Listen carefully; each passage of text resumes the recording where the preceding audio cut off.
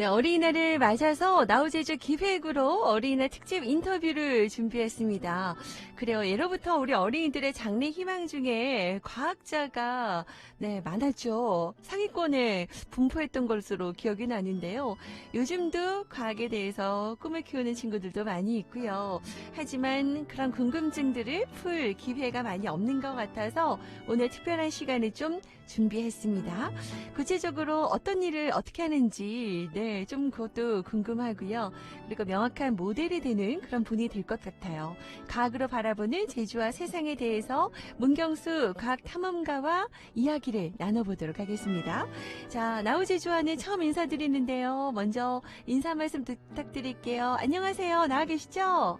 네, 안녕하세요. 저는 반갑습니다. 과학탐험가 문경수라고 하고요. 네. 지금 또 제주특별자치도 명예도민으로 또 활동을 하고 있습니다. 맞습니다. 제가 봤어요. 명예도민. 언제 되셨어요? 명예제주도민을? 제가 2년 전에 됐습니다. 네. 2년 전에 얼마 안 됐는데 제가 보니까 네네. 아니 오늘 책 얘기도 좀 잠깐 할 거지만 제주가 고향도 아니신데 제주에 네. 대해서 되게 관심 많으시더라고요. 그 이야기 그렇죠. 좀 이따 해주시고 우선 어린 시절에 우리 과학탐험가도 꿈이 원래 과학탐험가셨어요? 저는 사실 과학자나 탐험가를 꿈꾼 적은 없었고요. 아, 네. 네, 그런데 그 어린 시절에 제가 좀 시골에서 유년기를 보냈는데, 네. 그 별 보는 걸 되게 좋아했습니다. 아. 네, 그래서 이제 그때 별을 보면서, 네. 별의 이름은 모르지만, 네. 저 별이 왜 빛날까? 그리고 또 내가 어른이 되면 우주선을 타고 저 별에 갔다 올 수 있지 않을까? 네, 이런 것들을 공상하는 걸 되게 좋아했습니다. 그러니까 우리 아이들 대부분 저도 뭐 그런 공상하고요. 앞서서 우리 그 제주 핫클리 이슈를 전해주는 김은혜 기자가 있는데 그 친구도 어린 시절 꿈이 우주 비행사였다고 하더라고요. 아마 이 시간 귀 쫑긋 세우고 아마 듣고 있을 거라는 생각이 듭니다. 그나저나 우리 작가님은 제가 보니까 아니 우리 동양인 최초 나사 과학 탐험 대원이기도 하셨더라고요. 네네네. 와, 너무너무 이야기가 궁금한데, 그렇다면 우선 과학 탐험가가 되셨는데 어떤 일을 하는 분인지 그 이야기부터 좀 말씀해 주세요. 네. 네, 일단 그 탐험가라고 하면 많은 분들이 그냥 여행을 좋아해서 이제 여기저기 여행을 다니는 거 아니냐라고 생각을 하시는데요. 네. 저는 이제 아무래도 그 직업이 탐험가다 보니까, 그냥 단순히 탐험만 하는 건 아니고요. 네. 탐험에 가서 여러 가지 이야기들을 그 수집한 다음에, 그걸 가지고서 이제 사람들이 좋아할 만한 어떤 콘텐츠를 만드는 일을 하고 있는데, 뭐, 책도 쓰고요. 또 이렇게 방송에 출연하기도 하고, 지금은 이제 제가 과학이나 탐험에서 느꼈던 이 감동이나 그 경험을 좀 더 많은 사람들한테 알려주기 위해서 이렇게 과학 교육을 제공하는 또 온라인 그 교육회사의 대표로도 재직을 하고 있습니다. 아, 그렇군요. 사실 5월 달에 사실 뭐 전국적으로 과학 출장 같은 건 많이 열려서 체험거리가 많은데 코로나19로 그런 기간도 많이 없어졌어요. 이런 온라인이 참 중요한 시기인 것 같아요. 그래서 그렇죠. 오늘 제주도민하고 또 우리 학생들 만나는 또 좋은 기회니까 오늘 또 좋은 이야기 많이 해주시기 바라고요. 한때 말씀하셨던 것처럼 과학 기자로도 활동을 하셨다고 하셨는데 이 과학과 인연이 깊어 보이거든요. 네, 어떻게 아까 뭐 별 보는 것도 좋아하는 그런 소년이 있다고 하셨는데 과학을 좀 많이 좋아하셨어요? 어떠셨어요? 어릴 때부터? 네, 과학을 좋아하기는 했었는데 우리가 이제 대부분 학창 시절에 과학을 주로 이제 시험 보기 위해서 공부를 한다라고 많이 생각을 하잖아요. 왜 이렇게 어려워요? 네, 그래서 이제 과학에 흥미를 잠깐 잃었었는데 제가 이제 사회에 나와서 우연치 않게 독서 모임을 좀 하나 시작을 하게 됐습니다. 근데 같이 책을 읽다 보니까 그 과학책 속에 배경 속에 나오는 곳에 정말 가보고 싶더라고요. 네, 그래서 한 20년 전에 이렇게 같이 독서 모임을 하던 회원들이랑 과학책을 읽고 처음 탐험을 떠났던 게 계기가 돼서 그게 지금 이렇게 직업까지 된 뭐 그런 케이스라고 볼 수가 있죠. 세상에 독서가 이렇게 인생을 또 바꾸기도 했네요. 그렇죠. 제 인생은 뭐 철저하게 독서가 바꿨다고 볼 수가 있습니다. 아, 그러네. 아니, 과학하고 독서, 요것도 이렇게 연관이 있구나. 우리 부모님께서 아마 지금 메모하시면서 듣고 계시지 않으실까 싶은데, 그러면서, 아니, 동양 최초로 나사 과학 탐험 대원까지 되셨고, 여러 가지 그런 이력들이 너무나 좀 대단하고 호기심이 막 자극되는데요. 앞서서 우리 제주가 고향은 아니시지만, 또 2년 전에 명예 제주도민이 되셨다고 했잖아요. 그러면서 문경수의 제주 과학 탐험이라는 책도 제가 봤는데 제주에 관심이 진짜 많으시더라고요. 어떻게 이렇게 네. 제주의 자연에 또 뭐 오름에 이렇게 관심을 갖게 되셨어요? 네, 사실 원래는 이제 그 10년 넘게 주로 외국을 많이 탐험을 했었는데요. 네. 근데 역으로 제가 이제 외국에 탐험 다니면서 이제 외국 과학자들이나 탐험가를 만날 기회가 많았는데, 오히려 그분들이 제가 이제 한국에서 왔다고 하니까, 제주도 가봤냐라는 질문을 저한테 어머. 정말 많이 했거든요. 아, 네. 네, 어머, 그래서 네. 도대체 제주도에 뭐가 있길래 그렇게 오고 싶어 하냐고 이야기를 했더니, 네. 정말 제주도야말로 예, 지구과학적인 가치도 너무나 뛰어나고 또 생태적인 곶자왈 같은 그런 생태적인 가치도 뛰어난 곳이고 그리고 이제 무엇보다도 이렇게 독특한 환경에 살고 있는 이 제주 사람들의 그런 삶의 모습, 그런 인문학적인 다양성도 되게 궁금하다는 이야기를 저한테 많이 해줘서 네. 제가 오히려 정말 외국 과학자들 이야기를 듣고서 네. 정말 본격적으로 제주에 관심을 갖게 됐던 것 같습니다. 어머, 정작 외국인 과학자들이 이렇게 관심이 많은데 우리 네. 또 도민들은 사실 또 모르는 부분이 많았다는 생각이 좀 들어서 저도 좀 반성이 되는데 그러면 어떤가요? 우리 아이들에게 이 오름에 대해서 조금 더 네. 흥미롭게 또 살펴볼 수 있게끔 그런 포인트도 좀 알려주세요. 네. 네. 일단 그 제주도는 그 오름이 만들었다라고 해도 과언이 아닌 섬이라고 볼 수가 있는데요. 네. 우리가 이제 그 제주도 지도를 보면 그 한라산을 중심으로 서쪽과 동쪽에 오름이 정말 많이 몰려 있습니다. 네. 네, 제주에는 거의 80% 이상의 오름이 이 서쪽과 동쪽에 몰려 있는데, 네. 근데 제주도 지도를 자세히 보시면은 네. 그 서쪽과 동쪽은 면적이 넓은데 그 제주시가 있는 북쪽이랑 서귀포가 있는 남쪽은 면적이 좁잖아요. 아, 네. 네, 그게 왜 그런 차이가 나냐면 네. 서쪽과 동쪽에 오름이 많이 몰려 있고 네. 또 이 오름들이 약간 용암의 성분이 이렇게 요플레처럼 묽은 네, 그런 용암들을 많이 쏟아냈기 때문에 이렇게 넓게 퍼지면서 식어서 이렇게 제주의 지형이 서쪽과 동쪽은 넓고 북쪽과 남쪽은 이렇게 좁은 거거든요. 네. 네, 그래서 앞으로 이제 오름에 가실 때는 네. 이 오름들의 용암의 성분에 따라서 이 제주의 지형이 이렇게 바뀌었구나. 네, 그리고 이 지형의 변화에 따라서 제주의 어떤 바람의 방향도 바뀌고 또 기온도 달라지고 기후도 달라지고 사람들의 삶까지도 영향을 미쳤구나라는 포인트로 좀 오름을 접근하시면은 네. 아마 오름이 그냥 단순히 그냥 둥그런 산이 아니라 정말 우리 제주를 있게끔 한 정말 주인공이구나 이런 생각을 할 수 있을 것 같습니다. 그러네요. 정말 우리 제주 오름 우리 보물인데 이런 부분에서 네. 좀 더 생각을 해본다면 재미있게 아이들과 더 접근할 수 있겠다는 생각이 좀 들고요. 그러면은 네. 전체적으로 오름 외에 우리 전체적으로 큰 제주, 이 제주는 네. 과학 탐험가의 눈으로 봤을 때 어떠한 섬인가요? 그 가치에 대해서 뭐 가치가 충분하니까 유네스코 뭐 세계 자연유산으로 우리 제주가 뭐 그렇죠. 등재되기도 했지만 그래도 그런 부분에 대해서 좀 더 얘기를 좀 해주신다면요. 네. 네. 어쨌든 뭐 짧게만 좀 말씀을 드리면은 네. 일단 제주도는 이제 우리가 알고 있는 것처럼 유네스코 세계 자연유산에 등재가 네. 됐잖아요. 네. 근데 그냥 단순히 경치가 아름답다라고 해서 자연유산에 등재된 건 아닙니다. 네. 몇 가지 요인들이 있는데요.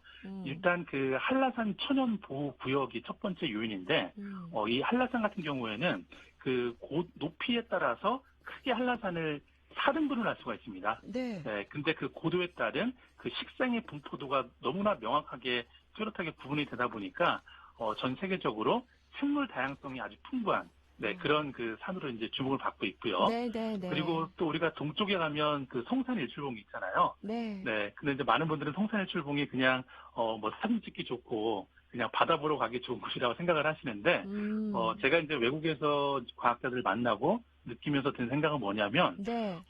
외국 과학자들한테는 성산일출봉이 죽기 전에 와봐야 되는 화산학의 성지 같은 곳입니다. 오, 네. 네, 그리고 이제 마지막으로 한 가지 더 말씀을 드리면은 네. 제주도가 이제 그 유네스코 세계 자연유산에 등재된 그 본질적인 이유는 그 제주 화산섬과 용암 동굴이라는 타이틀로 이 제주가 세계 자연유산에 등재가 된 거거든요. 네, 네. 네, 그렇기 때문에 우리가 이제 동쪽에 가면 뭐 만장굴을 포함해서 여러 그런 용암 동굴들을 볼 수가 있는데 단순히 그냥 동굴에 들어갔을 때 컴컴하고 뭐 천장에서 물이 떨어지는 네, 이런 그냥 공간이라고 생각하지 마시고 네. 정말 지구상에서 이 제주도에만 있는 아주 거대한 규모의 그 용암 동굴이라는 것들을 좀 여러분들이 인지를 하신다라면 네. 이 제주도가 왜 세계 자연유산이 됐고 그리고 세계인이 이렇게 관심을 갖는지 조금 더 느낄 수 있지 않을까라고 생각이 드네요. 갑자기 또 우리 탐험가님의 얘기를 듣다 보니까 예전에 요 얘기하면 옛날 사람 티나는데 인디아나 존스 기억나시는지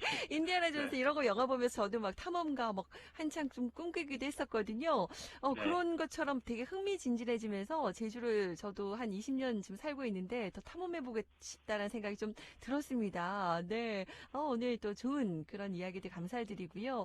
오늘 저희가 그 아이들의 장래 희망에 대해서도 좀 문자를 받아보고 있는데 그래도 과학자가 꾸민 친구들도 좀 있어요. 그리고 반면에 과학을 또 어려워하는 친구들도 좀 있고요. 이런 친구들에게 좀 한 말씀씩 또 과학을 꿈꾸는 아이들에게 먼저 힘이 되는 한 말씀 먼저 좀 부탁드릴까요?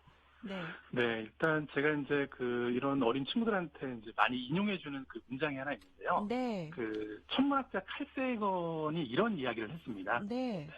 어디선가 굉장한 어떤 것이 알려지길 기다리고 있다. 오. 네, 이런 이야기를 했는데, 네. 저는 이게 어쨌든 꼭 천문학에만 해당되는 이야기라고 생각하지 않고요. 우리 아이들이 지금 개개인이 관심 있어 하는 분야, 그리고 관심 분야를 넘어서서, 사람의 인생에도 저는 동일하게 적용이 된다라고 생각을 하는데, 네. 하지만 한 가지 전제 조건은 분명히 필요하겠죠. 굉장한 어떤 것이 알려지길 기다리고 있다라는데, 일단 가만히 앉아있으면 안 되겠죠. 네. 뭔가 새로운 것들을 좀 탐구하고 또 새로운 어떤 것들 탐구하기 위해서 거기에 맞는 독서도 좀 많이 해야 되겠고. 네. 그래서 좀 그런 어떤 개인의 관심과 호기심을 너무 이제 입시 때문에 너무 그냥 이렇게 포기하거나 그러지 말고 가슴 한켠에 잘 쌓아두면은 아마 여러분한테도 굉장한 어떤 것이 언젠가 짠하고 눈앞에 등장할 거라고 생각이 듭니다. 더불어서 우리 부모님께도 좀 더 한 말씀 해주신다면요. 조언 한마디? 네. 사실 이제 부모님들이 이제 아이들이 어린 시절에는 이제 호기심이 가질 만한 여러 가지 이제 그런 경험이나 그런 체험들을 적극적으로 지원해 주시는데 우리가 보통 이렇게 입시를 준비해야 될 시점에 들어가면 이제 부모님들이 그런 거에 아이들의 관심을 가지면 걱정들을 많이 하시는데요. 그렇죠. 근데 이제 조금 시대가 많이 바뀐 것 같아요. 예를 들면 이제 우리 아이들이 보통 어린 시절에 공룡을 되게 좋아했는데 이런 아이들이 이제 막 중고등학교까지 가서 공룡을 좋아하면 부모님들이 많이 걱정하시잖아요. 그렇죠. 그래서 나중에 뭐가 되려고 이러냐고. 근데 요즘에는 이제 공룡학자들이 이렇게 공룡을 공부한 다음에 꼭 연구소나 대학에만 가는 게 아니고요.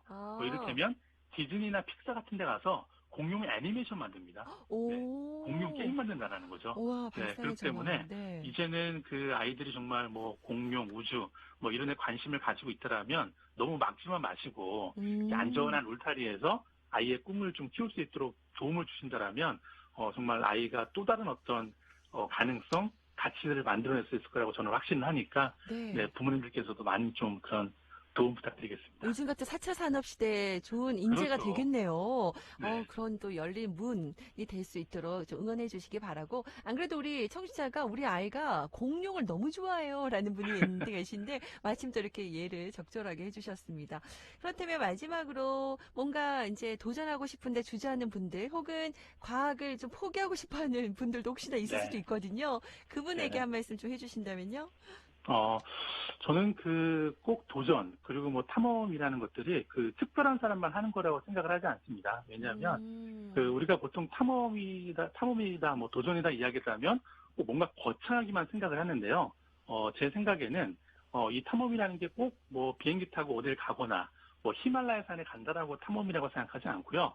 우리 일상생활 속에서 아주 작고 우연한 발견, 이를테면 사계절이 변해가는 모습, 그리고 정말 도서관이나 서점에 갔을 때 내가 정말 읽고 싶었던 책을 찾았을 때 느끼는 이런 작은 희열감, 이런 것들을 통해서 내 생각이 바뀌고 그 생각이 내 인식의 지평을 넓힐 수 있다라면 저는 또 이것이야말로 우리 시대에 맞는 새로운 탐험과 도전의 정의가 아닐까라는 생각이 들어서 여러분의 도전도 너무 거창하게만 생각하지 마시고 작은 것부터 시작하라고 좀 말씀을 드리고 싶습니다. 네, 감사드립니다.